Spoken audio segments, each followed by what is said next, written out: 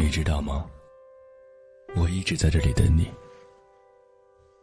我是小波，每一个情深意浓的夜晚，我用声音陪你入睡。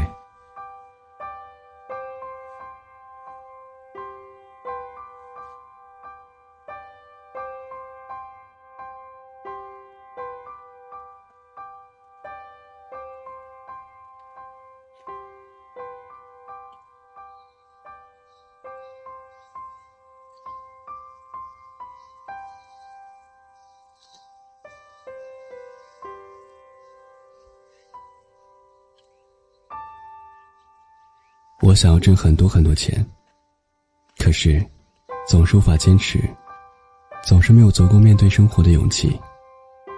很多年前的一场意外，让一个女孩子失去了一件重要的东西。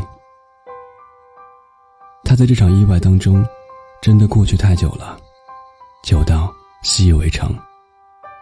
所以无论喝了多少鸡汤，当面对真正的人群和生活的时候，总是怯懦，总是无法战胜自己。生活过得很普通，可是心中也有梦想，可是脚步却无法迈开。这似乎也是鸡汤解决不了的矛盾。于是找不到兴趣，也没有努力的方向，甚至找不到坚持的理由或动力，只能安慰自己，享受当下平凡安逸的生活。也不知道此时自己正在说什么，其实你看与不看也无关紧要，也是无能为力罢了。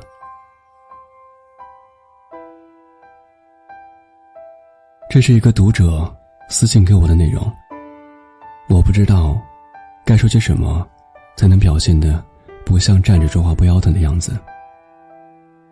其实看完私信内容的那一瞬间，我有点不知所措，因为类似这样的私信我收到过很多条。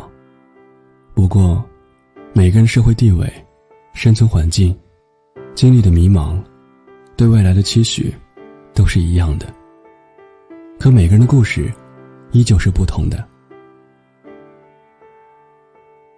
这位读者可能还没有真正的长大吧。当你长大的那一瞬间，你对未来的每一步都会走得无比踏实。即使你依旧找不到兴趣，可你却有了努力的方向。你可能依旧不能够预测前方到底是鲜花掌声还是万丈悬崖，可你迈出的步子却是坚定的。爱和希望本就是我们为之拼命的原因。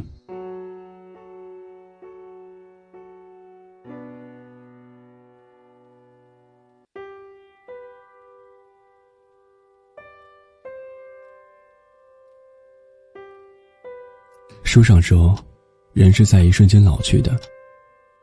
小时候看到这句话不以为然，心想一个人的一生如此漫长，哪一个瞬间才是界定老去和尚未老去的呢？那时候也是带着一股执拗，反正我觉得我爸是不会老的，拿着，臭小子。因为无论何时他都像个超级英雄一样，似乎无所不能。每次第一个回家的人负责煮饭，我有点傻，总是记不清到底要煮多少米，结果就是超级一大锅。我妈一边炒菜一边絮絮叨叨地说我脑子进水了，每次都煮这么大一锅米。不过老爸超级厉害，每次都能把我们吃不完的满满的大半锅饭就这半瓶老干妈吃得干干净净。我总是一边大发感慨，一边暗暗敬佩老爸。在以后的很长一段时间里，我找男朋友的标准就是要能吃，至少是3万以上。高3那年，爸妈决定离婚之后，我回家看到我爸的那一瞬间，莫名的鼻子特别酸。就像朱自清描写的那个背影一样。我爸突然就老了。那天我爸第一次疲惫地跟我说，胃口不太好了，吃不下了。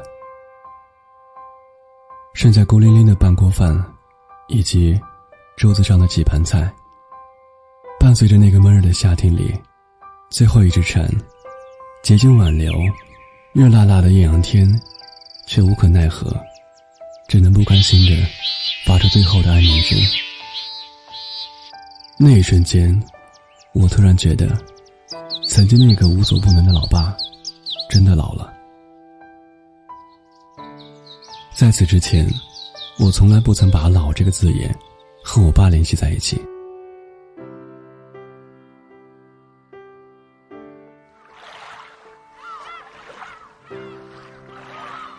在人生来来去去的变化无常之后，我开始渴望成长，去领略成人世界的光怪陆离。我想长大也应该只是一瞬间的事情，或许经过努力后由稚嫩锐变成成熟，也或许是在遭受痛苦之后从棱角分明变得八面玲珑。我设想过很多场景，就像每一个渴望长大的孩子一样，思考着做些什么才能够证明自己真的长大了呢？